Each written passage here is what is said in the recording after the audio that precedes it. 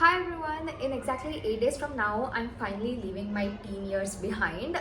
That's right, I'm turning 20 this year, and the thought is both overwhelming and exciting at the same time. I'm officially gonna be an adult, and it's just, I don't know, there's like so much happening in my life right now. What with me pursuing my degree, being on social media like this, there's just so many exciting things happening, and I can't believe that you guys are here as well. In honor of that, I'm doing 20 rapid fire bookish questions to help you get to know the reader behind this channel. I will be keeping this video short because my internal assessments are starting in 2 days and I need to start studying for them. And I also want to apologize to you guys in advance in case I look at myself instead of looking at the camera, because I am filming with the front camera of my phone. That's pretty much it. So let's dive into the first question. I have all of them on my laptop. Question number 1, which fictional character was your bookish soulmate? I would have to say it's definitely Michael Moskowitz from The Princess Diaries by Meg Cabot. I remember being 13 years old and literally flying through all the 10 books in the series in the span of like 2 weeks. Michael Moskowitz is definitely a really good book boyfriend now that I think about it. Like, he does so much for Mia throughout the series, and he truly understands her on a deeper level, and he knows exactly what she needs and how to give that to her. He's like so hot in the series too. Question number 2 is, what is the longest book I've conquered before turning 20? And this answer actually surprised me. I literally had to go through my Goodreads list in order to figure out which book that was. The book is, you will not believe me, it's Breaking Dawn by Stephanie Meyer. Come on, the book is like thick with 2 C's. I was genuinely surprised, but then again, this book literally has like 650 pages. I read this book like I think 4 years ago. I don't really remember this book being that long, but apparently, according to my Goodreads page, this is the longest book I've ever read. There are chances this book might get dethroned depending on what I'm buying for my birthday this year. Question number 3 is, who was your first ever literary role model? For this one, I definitely have to say Percy Jackson, just because he's so cool. He's also so honorable and brave, and I really remember obsessing over Percy's character. In fact, even first time reading it, I never really thought of him as a book boyfriend. I love the dynamic that he and Annabeth share, the way that he develops and grows throughout all the books. In the spin-off series too, like, you see the way he's matured and become like this really upstanding person. I definitely have to say, growing up, he was definitely like a role model of types for me. He's loyal to a fault. He will do anything for the people he loves, and those are really admirable traits. Question number 4 is an oldie but a goodie. How did I become a bookstagrammer / booktuber? I first opened my Bookstagram account in 2021. It was like halfway through that year. I initially opened the account because of my mom. I also have a personal account which is for my friends and family. On that account, I initially didn't know what to post. Middle school at the time, I think. So my mom was like, you can talk about the books you're reading. And then I had my first post on my personal account was a picture of like all the books I was reading during the winter. As I was scrolling through Instagram, I realized that reviewing books was actually a thing. Like, people were doing this publicly. I finally, talked about it with my mom, and she was like, go for it. That's pretty much how I opened my account.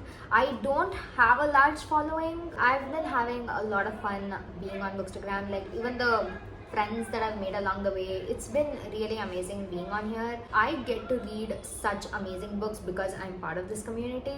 Speaking of which, I came to YouTube just because I saw like other people doing it, and also it allows me to like talk about books. That's pretty much it for my origin story, I guess. Question number 5 is, if you could unread one book to experience it for the first time again, what is it? This is a terrible question to ask a book reader because we have a million books that we could probably list. I will just point out the book that I recently read that I would want to read for the first time again, and that is The Good Samaritan by John Mars. Like, this book is absolutely bonkers. It literally had me gasping on every single page. The plot twists, the characters, this book like made me feel emotions all the way from like excitement to anger to sadness to like just me full on crying. I never knew a psychological thriller could pull out all these emotions from me. It's wild. So just as another mention, I would definitely love to read In a Jam for the first time too. That book was absolutely sweet and romantic. Noah Barden, the man that you are. Moving on to the next question. What's a popular book that I DNF'd and didn't regret doing it? I have to say The Girls by Emma Cline.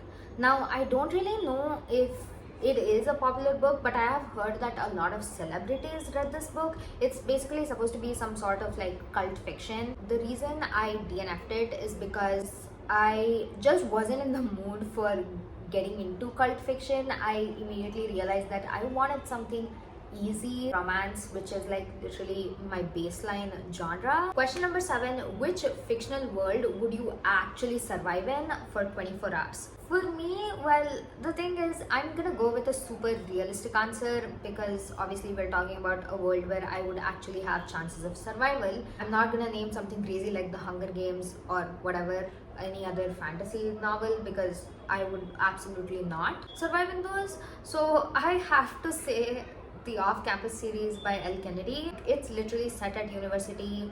I go to a university. I would bet that is probably an easy transition. And well, the hot hockey players are definitely a bonus, so I wouldn't mind that. Oh yeah, speaking of which, I am so excited for the Amazon series to come out. Oh my god. Question number 8. What character or trope immediately gives you the ick? As soon as you think about it, you're like, no way, I'm not reading this because of this character or trope. I will tell you that the one trope that absolutely gives me the ick is age gap.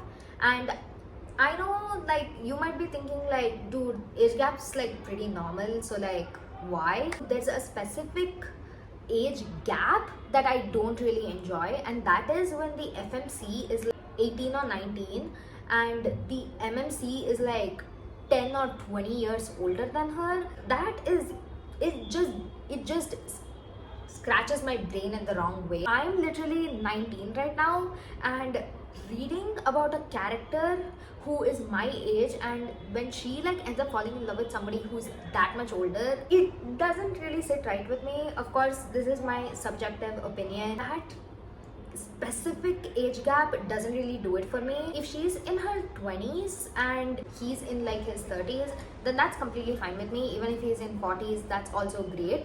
If she's like 25 and above and he's like 10 or 20 years older than her, that's fine with me. Like, I don't mind that. Not when she's a teenager and he's like 10 or 15 years older than her. Like, that's you. Like, I just cannot enjoy a book like that, especially when the age gap is kind of emphasized over and over again in the book. Next question is, how many unread books are currently on your shelves?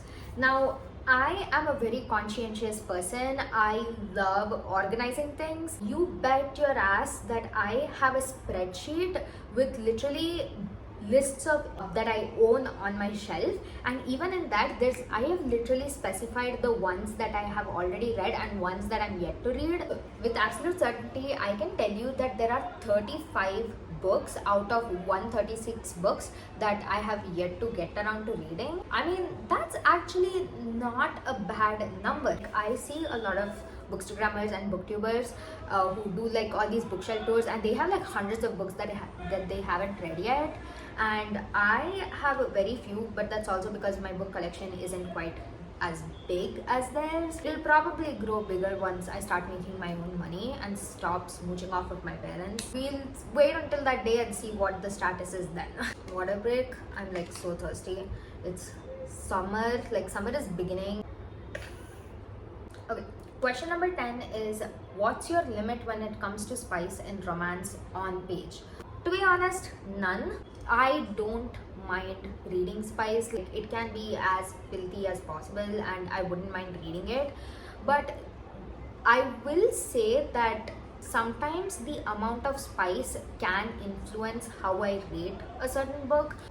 While I do enjoy spice and I'm okay with reading like super spicy stuff, I do however want there to be a good plot in the book as well. Like, if it's just straight up smut with like no real substance, then I'm probably not gonna give it a good rating. It has to have both. So if it has like the filthiest spice imaginable but also has a good love story amidst all of it, then sign me up. I will add that book to my TBR immediately. Question number 11. Do you actually trust people to borrow your books? No. I mean, I don't mean to sound rude about it, but I am very protective of my books. Like, I don't want people like breaking the spines or spilling stuff on it. The thing is, like, I am being truthful when I say that I don't really trust people in order to like let them just openly like borrow my books. I would most likely let other book lovers borrow my books because I know that they are as serious about taking care of books as I am. My best friend, for instance, she is a reader as well, so she reads like a lot of manga, and I know that she is pretty serious about books, so I would probably like let her borrow my books if she wanted to. But others, not quite sure. Like, I usually just deviate from the conversation every time they try and ask me. I'm not proud of it, but that's like my opinion. You guys might be okay with it. I'm trying to get used to the idea of letting other people borrow my books. Speaking of which, I actually recently gave my dad the reappearance of Rachel Price to read, and he's actually surprisingly pretty careful with the book. I am making progress. Question number 12. Do you reread for comfort or is life too short? Reread for comfort for sure, but I also agree that life is too short. So the system that I have in place is that every year I allow myself to reread at least one book. It can either be a 5-star, or if there is a movie or TV series adaptation coming in soon, then I reread the book. These are the two instances where I allow myself to reread a book. Otherwise, I'm always on the hunt for new books, specifically books from new to me authors. That's usually my funda. Question number 13. Do you organize by color, author, or vibes? If you want to know how I organize books on Kindle, there is a reel for it on my Instagram page. Go check it out. It's also on one of my YouTube shorts, I think. When it comes to my bookshelf, I'll put up a picture here. As you can see, there's like segments. It's not like proper even shelves. In each segment is kind of a different genre. So the biggest segment actually has a bunch of series, romance and thrillers, and then one of the smaller segments has like subgenres and whatnot. One segment has romantasy, the other has thrillers, then there is all the romance novels I've read, and then I also have a specific segment in my bookshelf that's dedicated to books I haven't read yet. And then when it comes to the arrangement of the actual books themselves, I just group the books by author, and then within that I group it by publication year. So I don't really organize based on color. I used to do that initially, like, rainbow colors, but then I figured out that as I was buying more and more books, that system didn't really work for me, especially if I wanted to like keep it organized and know exactly which book was where on the shelf. Question number 14. What is the beast of a book you are determined to finish in your 20th year? Now, this is kind of a cop-out answer. It's basically girl math, but an entire series is pretty much a book, right? Like, it's continuous. There's like plot happening all throughout all the books. This book / series that I want to tackle this year is Addicted / Calloway's Sister series by Krista and Becca Ritchie. Last year or the year before that, I laid my eyes on Dishonestly Yours, which is their newest series called Web Series. That's the first book, and I haven't looked back. So that series is like one of the greatest series of all time, and before this was obviously Addicted / Callaway Sister series, which I've heard everybody raving about. So I need to jump on that train, and I want to jump on that train this year. So that's a series that I'm definitely looking forward to reading. I haven't gotten around to it yet. I am a little intimidated because I really don't want my hopes to get crushed, but I'm also excited at the same time. So if you want to convince me to like read it in April, please feel free to do so. Question number 15. What is one classic you feel like you should have read by now but you haven't? Pride and Prejudice is that book for me, because I was actually planning on reading Pride and Prejudice last year, but then there was just stuff going on in my life that made me not in the mood to read Pride and Prejudice, so I DNF'd the book. So this year I'm hoping that I can get back to it. Not even hoping, I will get back to it because I have to. Question number 16. We are getting closer, you guys. What is your reading goal for your 20th year? I have mentioned this before, but my goal for this year is to read books from diverse genres. So I want to read at least one non-fiction book, which I think I will accomplish this month. So yay me. I also did say that I wanted to get into more fantasy novels, which I am also doing. I also read more thrillers because thrillers is one of my absolute favorite genres, but sometimes I just don't find myself having enough brain juice to get through them. But I do want to read a bunch of thrillers this year, which I'm also doing. And another genre that I wanted to get into is dark romance. And by dark romance, I don't mean something like Sophie Lark's books. Hers are like light dark.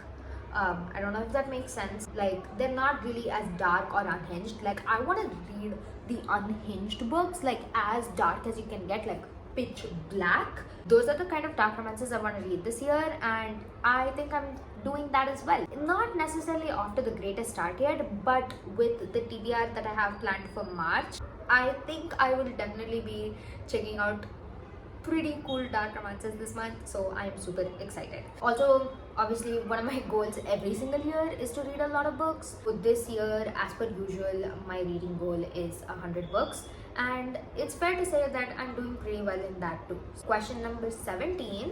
What do you hope your bookshelf looks like at age 30?